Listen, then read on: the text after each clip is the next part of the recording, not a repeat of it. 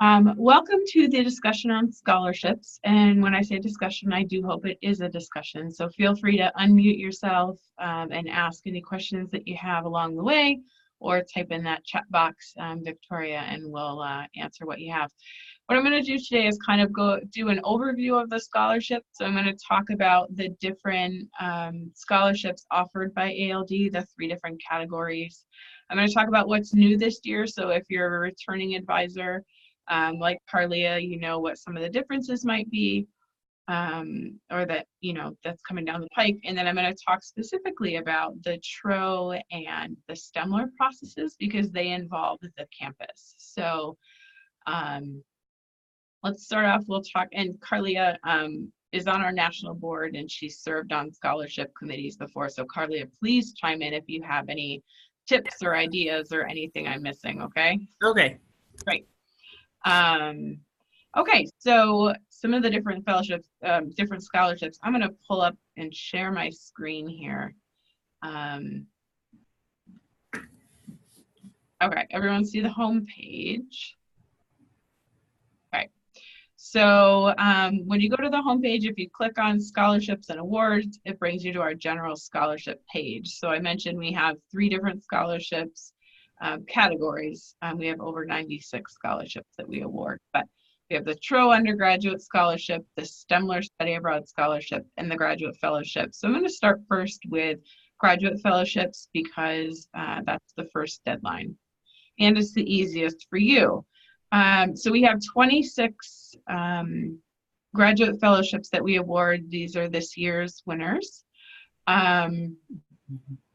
Every scholarship piece has the info tab with frequently asked questions, the application, some award history, and then you can see the past recipients. So a lot of chapters like to say, apply for the scholarship. 2 years ago, we had a winner from Hanover College, or, this year we had a winner from St. Anselm. So that's this past recipient is a good place to find that info if you don't already have it, if you're a new advisor and you're kind of wondering what's going on. So with the graduate fellowships, like I said, there's 26 scholarships. They range from $2,000 to $7,000, all various amounts, all totaling $76,000. So these can be for students that are graduating in the spring and are applying for grad schools, or they can be for students that are already in grad school and they're going to be in there another year. So the basic requirements is that the member has had a 3.5 GPA during their undergraduate experience and that they're pursuing graduate studies. So you don't have to deal with the graduate fellowships really. They come directly to me in the national office. There's not a cap on the number of students that can apply from each school. So that's why you don't have to be involved. It just kind of funnels all through me. But if you have any questions, does anyone have any general questions about fellowships? Okay. So, you want me to chime in? Yeah. Okay. As an advisor, the only role I play in the graduate fellowships is I look at who's eligible for those, who's a senior, and I send out an email to all of them. And if I have any alum addresses, I'll send it out to them as well. I rarely have any alum. Just the announcement to apply when the deadline is, a link to that page. And then I also CC our person who oversees law school advising, pre-health advising, and our dean of the college. That's all I do for the graduate fellowships as an advisor. So just that one announcement. Yeah, and that's a really great point, Carlia. The more information you can push it out on a local level is really helpful. We do push it out on the national level, but that's assuming that they read our email that we send and or follow us on social media. So they're far more likely to read something from you. So if you don't mind shooting that out, something out like that, that would be great. Thanks, Carlia. The second scholarship we're going to talk about is the Stemler Study Abroad Scholarship. So this is for anyone studying abroad It can be a week-long trip, it can be a semester-long trip, it can be summer, fall, or spring.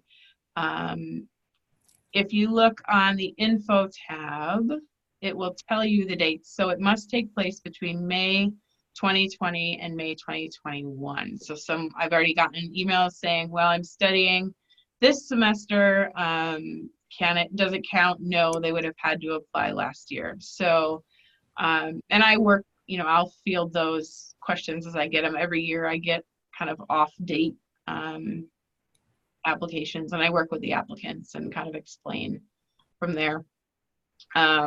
We award 20 Stemler Scholarships, 10 of them for $1,000, 10 of them for $2,000. These have to be funneled through the chapter because there's a limited number of applicants that can be accepted on the local level first before they go to the national level. So I'll talk about that when I talk about the TRO process a little later. The national deadline for Stemler has been moved to March 1st. It used to be February 15th, which makes it really tight for our chapters to turn things around after break. So we moved that to March 1st. So just keep that deadline in mind as well. The third scholarship that we have is the Ann JTRO Undergraduate Scholarship. So this is for students in their sophomore year. So they've had a year with ALD since being inducted. They apply and it's awarded their junior year. We used to have 37 scholarships, but this year the board voted to reassign some of the scholarship funds from the graduate fellowships into the TRO program to really beef up the undergraduate program and allow more scholarships. So it's now 50 scholarships that are offered instead of the 37, and they range from $1,000 to $6,000. So overall, that totals $105,000, which is pretty great. That also needs to be coordinated on campus first, which I'll mention later. And the national deadline for that is April 1st. So February 1st, March 1st, April 1st. Keep it nice and simple. All of the applications for these are online, and we'll talk about how that impacts you as an advisor in a little bit. Any questions about the scholarships? Let's see, I want to just check the chat box. Lose it. Where is the chat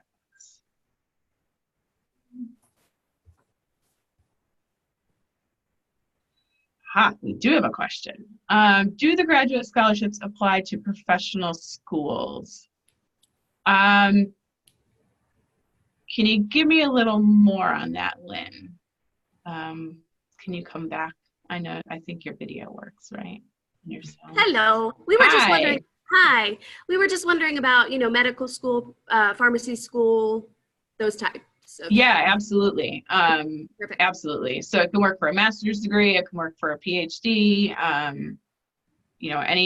We see a lot of medicines, doctors, pharmacies, stuff like that. So perfect. Absolutely. Thank you so much. Yep. Trish, what about graduate school abroad?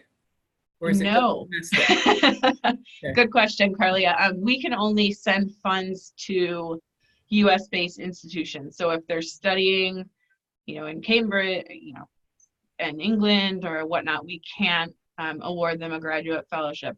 Now, if they're studying at, say, Penn State, and they will do a semester there abroad, that's okay because we're awarding the money to Penn State. But if they're solely attending abroad, they are not eligible. Great question. Any other general questions? How about international students? Is there eligibility for just U.S. citizens or? Nope. So as long as they're a member of ALD, they can apply for the scholarship, pending they meet the requirements with the GPA and such. Okay. International students, because again, we're awarding to a US-based institution, that's fine. Anything else? Okay, so a few new things this year that I wanted to talk about. I'm gonna come back out here to the scholarship page. As I mentioned, there are new deadlines. So graduate fellowship is February 1st. Stemler is March 1st. That moved and gave the chapters another 2 weeks. And then TRO is the same at April 1st. And again, those are national deadlines. We also, on the applications, before we used to post it on the info, which it's still there. So if you look on the info over here, students can see exactly what their applications are going to be graded on. So they may say, well, I don't know, I haven't really received very many honors or recognitions, so I probably shouldn't apply, I'm not competitive. But as you can see, that's only 10 points, right? So make sure they also list Alpha Lambda Delta as an honor or recognition. It's surprising the number of students that don't list things like that. Dean's List, honor roll, anything like that. But it also shows them where to focus their energy. So really, impact of ALD is important. Make sure they focus on that essay and stuff like that. So that is available. That was something we implemented last year, having this available, but we also this year have put it on the application itself. So when you look at the application, when they go through and start applying, it'll say, briefly summarize your contributions to your campus chapter, 20 points. So they have that information there as well. And then the last piece is every year we've had a question about employment. And it's been its own question, and that really deterred students that might not have a job because they're focused solely on their studies, or they might not think that their work at McDonald's matters or whatnot. So we eliminated that mainly because we're a merit-based scholarship program, not a financial program, and we included the employment in with all of the other like campus activities, community activities, employment. So that question has been moved or reworked into that to kind of de-emphasize employment because that's not what we were looking for. We're just looking to see what they're doing. Some students have to work full time, some students don't have to work at all. So want to give you a heads up on that, but there's no more employment question. It's incorporated in with another question. So I talked about the fellowship being, I'm going to get rid of this, hold on one second. I talked about the fellowship being a little different because they apply directly to the national office. So for Stemler and TRO, they're going to apply to the campus first. And so what that looks like is, so they can still apply online. And I gather all the applications.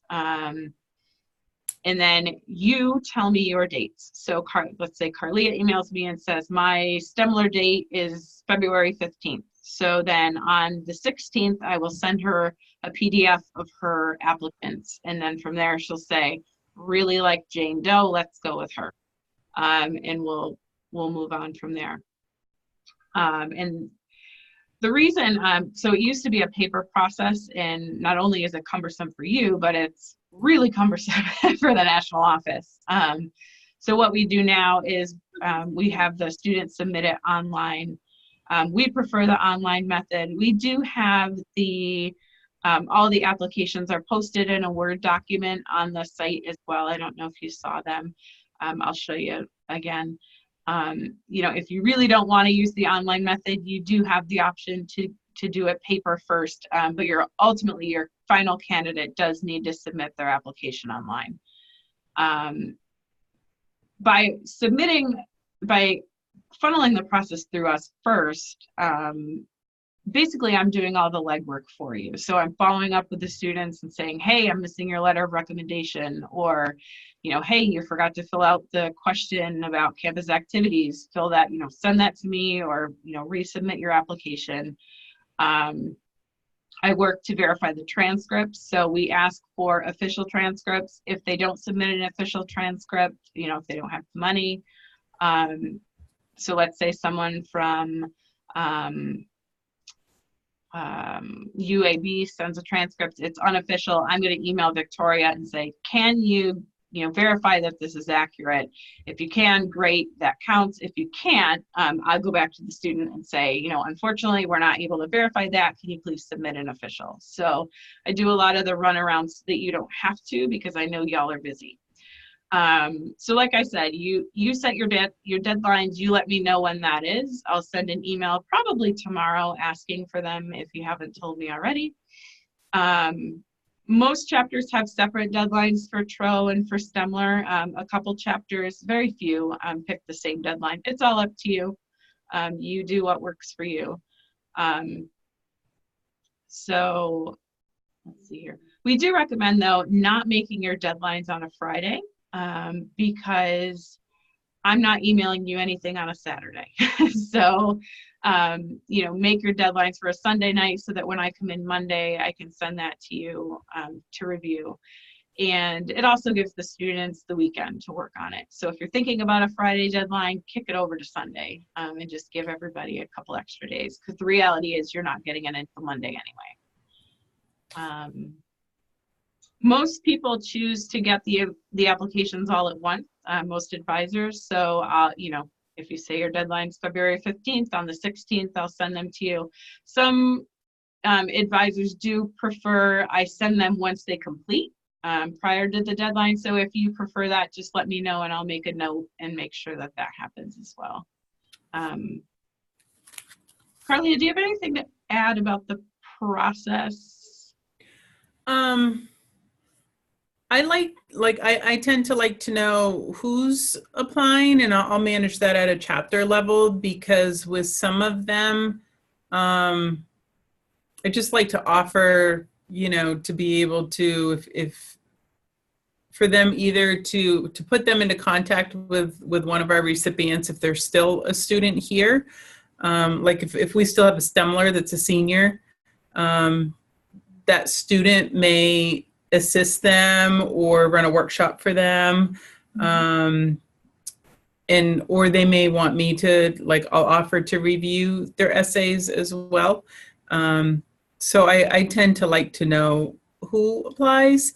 But I think there's a feature also now on the application where they can work on it, like a Word doc. Yeah, so they can do it in the Word document ahead of time, and then they copy and paste it into the application. Yeah. And also, so let's say, Carlia has a student, submits for Stemler. Carlia likes their application, but found some typos and, wants to help them make it the best application it can be. They can resubmit their application. They can either resubmit the whole thing, or they can email me and say, oh, I made a typo in this sentence. Can you fix it for me? To be this, and I'll do that for them so they don't have to recreate the wheel. That is emailed to them. So when a student applies initially, they get an email back with their application. And there's a blurb in there saying, if you need to make any edits, here's how you do it. So that's important to know. So another thing to think about. So, okay, great. I've set my deadline of February 15th and Trish emails me on the 16th. Now what, right? So the selection of the candidates really varies based on campus and what you're comfortable with. So it's up to you. We don't micromanage that process. We trust you. We let you do what you want to do there. So some chapter advisors say, I know the most about ALD. I'm the one, I want to review them and I want to pick our best candidate. Some advisors aren't comfortable with that, so they'll pull in a couple of colleagues and say, I'm going to ask a couple of my colleagues to review and see what they think. Some chapters, that are bigger chapters, or maybe even just more involved chapters, will have some student representatives on the board to look at the scholarships and kind of help select that, their recipient. So again, so I email you all of your applications. So let's say I send 5 to Carlia and I say you can pick one applicant, you review, and then you let me know that, you email me back and say, Jane Doe's our applicant by the national deadline. If you miss the national deadline, you're not cut off. I'll follow up with you. It's okay. but that's kind of how the process works. If you have questions about that, or if you wanted to know, okay, we do a staff review, but I'd be interested to know what a student review looks like, I can link you up with some members of the board that have that review process. So just let me know, via email if that's something you're interested in.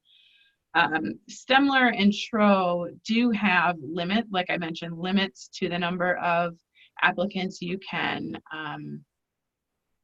submit. So if you're looking at last year's numbers, any chapter can submit one applicant, whether you had 0 or 1 new student inducted or not. As long as you're an active chapter, you can submit 1 applicant. So chapters that get over between 150 and 299 applicants, they can submit 2 applicants. New members, they can submit 2 applicants. Any chapters that are 300 new members over the previous year can submit 3. So that's written, it's spelled out in the info tab on the Stemler and TRO. I'll show you where. Let's see here. So if you go to the info, it breaks it down right here about the local chapter competition. It also gives the dates, because some chapters induct in the fall, some do a few summer, some do the spring. So it gives you an idea of what we're looking for. I'll always tell you how many applicants you're allowed when I email you your applications. I'll say, here's your 3 Stemler apps, you're allowed 2. If you have any, if you have a disagreement or you don't think that's the number, please reach out and let me know, because we are human and we do make mistakes. So yeah, that's all that I have, all that I wanted to run through about the scholarship process. And then I really wanted to open it up again. Carlia, any insight you have, 1 from running these scholarship processes, but 2 from also being a reviewer, please feel free to chime in. Huh. You didn't know you were going to be on the spot. Huh. Let me go back and see if I can remember last year. I know. Well, Carly is thinking about it. I'm just here to say hi to everybody. I just popped in. Hi, everyone. Thanks for coming. I know Trish will answer all your questions, and Carlia. But hope you get some applicants. We don't always, if Trish, I'm late, but I'm sure she maybe reviewed the numbers of applicants we normally get and the number of scholarships we give out. The ratio is pretty good. The odds are pretty good for students. So we don't get hundreds and hundreds. We'll get, 100 for 30, 40 scholarships. So the ratio is pretty good for students. Likelihood that they'll get one. So encourage your students to apply. Yeah, and Eileen, I actually didn't go through those numbers, so thanks for the reminder. So fellowship, again, we award 26 scholarships. We usually have about 70 to 80 applicants. So again, that's a pretty good chance. Stemler, we award 20, and we usually get about 50, 55 applicants.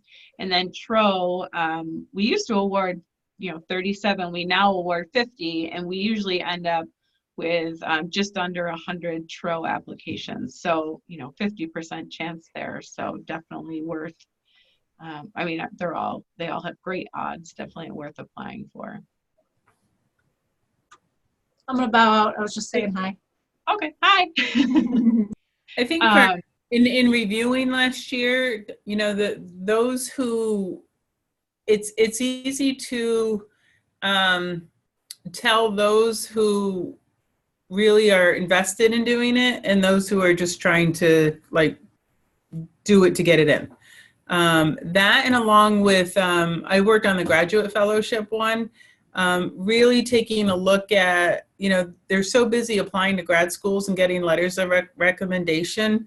I think there's an importance there too, that you we would see applicants who their application wasn't, the content wasn't invested, but even their letter of apps, letter of recommendations where they just forwarded kind of that generic letter of recommendation that they got from a faculty member, where there was even no time taken to say it was written for a school versus for the scholarship. So I think those little attention to details, but also kind of if you're going to do it, like put some time. It doesn't have to be a ton of time, but think about it. And the quality, I think, has to be, we know who's invested and who's just trying to get it out of the way. Yeah, that's a good point. And with the letters of recommendation, so 2 are required for all scholarships. One must be from an instructor or a faculty member on record. We know some, especially at larger schools, like a Stemler applicant might not yet have an actual professor. It might be TAs or, they've been adjunct professors. That's all fine as long as it's someone that's actually taught them. And then the other scholarship can be anybody, preferably not their mom. But chapter advisors are okay. We've seen letters from chapter officers. So if a student president is really involved and really works with the student, I've seen a couple of those over the years. Some students will do 2 faculty members, some will do an internship or a club advisor, but really anybody else that they think can really speak to them and kind of personalize that letter, like Carlia was saying. I do want to take a quick, so Victoria posted, since our chapter is reviving, it looks like they'd only be eligible for Stemler this year. Yes, that is correct. So we changed it last year, although it wasn't well publicized. So as soon as a student accepts membership, so if today they accept membership, they can apply for Stemler this year.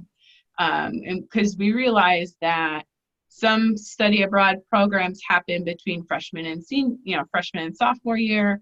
Some happen, sophomore, junior, senior, but we want to give them the ability to apply right away if that's what they're doing. So yes, your new initiates would be eligible as long as they accept membership prior to March 1st, which is the national deadline. Emily wrote in and said, is there any sort of follow-up or accountability for students who are chosen for the scholarships? We're specifically asking about the study abroad component. So with fellowships, I follow up with them because fellowship dollars are awarded. They get half fall semester, half spring. So I follow up with them just to make sure they're still coming in the spring. As far as TRO, we don't really follow up with them. Stemler, we haven't in the past, but we are looking to follow up with them just to see how their experience went. And it is something we'd like to highlight on social media as well. Send us a picture, something cool you did, something like that. You'll notice, if you haven't noticed, on our social media, we highlighted all of our scholarship winners. In the flame, we've also highlighted them, and we've pulled quotes from them. We use quotes from their application with their permission to kind of give an idea of experience. So if students are saying, well, I don't know if I want to study abroad, that's also a good place to look to kind of get some testimonials about what they're doing abroad and why that's important. So did that answer? If that didn't answer your question, Emily, let me know. Any other questions? And/or does everyone feel relatively confident or a little more confident about what's going on? So again, I'm here to help you. That's what I get paid for. So anything from, do you have a sample email of what other chapters have sent out about the scholarships, or, what would you recommend for a deadline, or any of that, please reach out. I'm more than happy to help. So anything else, Carlia? No, if you have a moment after, I'd like to touch base with you. Absolutely. So, all right, we're going to wrap this up. And thank you so much for coming. I hope this helps. We will post these at the end of the month, the video of it. So if there's anything you're missing or want to review, that's available. So thanks so much, and we'll be in touch. Thank you. Thanks. Yay.